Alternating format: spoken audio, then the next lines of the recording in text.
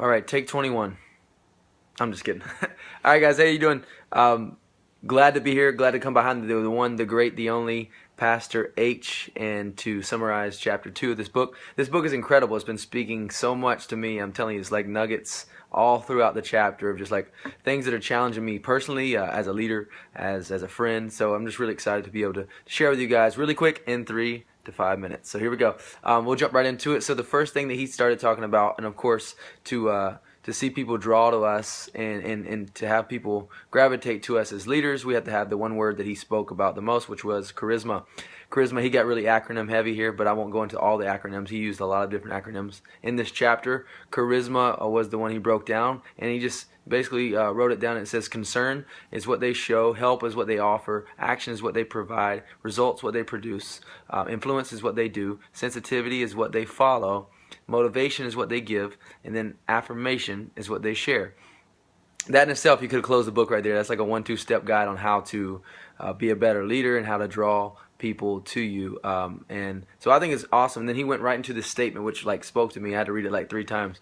And it was be more concerned with making people feel good about themselves than you are making them feel good about you. A lot of times, how many times do we want to feel good about, and of course everybody needs to be praised at certain times, but as a leader in situations, you want people just to know that they are triumphing as much as you are, and to call out their successes just as much as you get called out from other people that you've done a great job. So be sure and be aware of that like no matter what you're doing in situations, don't always look for the end result to be that you made that happen, but always be concerned with, of course, for me, the way I translate it is to make sure that people feel good around you, because as a leader, sometimes, the leadership, it rises and falls on us. So we know even if it's good or bad, it's going to fall on us. And sometimes when it's good, the other people might not get the glory that they may need or feel appreciated for. So make sure that we're appreciating people and also making them feel good about themselves. I think that was great. And then also it was another statement that really stuck out to me was it's only when we allow ourselves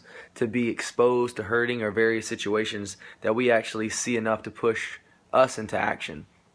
That really spoke to me because, a lot of times, how many times have we been in church and how much have we learned in all these conferences and all these different venues and leadership conferences and even these books that we've gotten, even the video right now, a lot of us it's a challenge to get behind this camera and actually come together with a 3 to 5 minute summary on a chapter. And it sounds easy, but, stretching ourselves, but then we start to do it. It's like we realize how much we actually have in us, how much we've actually soaked up, and we're like spiritual sponges, all the information that we've soaked up within our lives, and it actually starts to come out. You don't even realize it. Even in conversations with people, you start to talk to people about a subject and things that they may be talking about or needing or hurting and needing some advice on, and then all of a sudden, like, it's happened to me so many times where you start pouring out to people and you're like, where is this coming from? And it's like it's been there the whole time, but until I was actually pushed into that action, it was sitting dormant, waiting on it to be used. And so that was really incredible for me. Then he went right into 2 types of people at any gathering. I thought this was awesome. He used the story of the lady who was a host, and somebody asked her, how do you keep people coming back to your parties? What is it? How are you pulling off these parties and having so many people show up?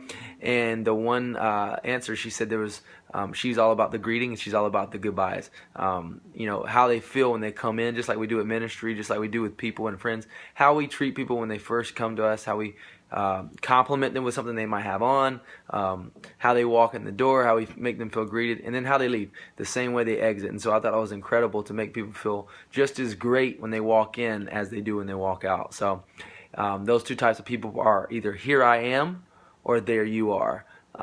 And I think that spoke a lot, because he spoke from Matthew 9:35, where Jesus, he went everywhere throughout the city, and everywhere he went, he saw, and then he felt the need, and then he cared for the need, and it was genuine. It wasn't like he went there just to be glorified, or he didn't go there just to do something to show people he was a healer or a savior. He did that because he genuinely cared, and so people gravitated to him because of that. And overall, this whole chapter just spoke about all those different things that you can draw people to you, and how you do that is through charisma. So make sure you challenge yourself. Make sure you continue to analyze how you can make yourself a better person. And I have 15 seconds to spare, so we'll count this down together. Ready? 10. No, I'm just kidding. All right, that's it. Thanks so much.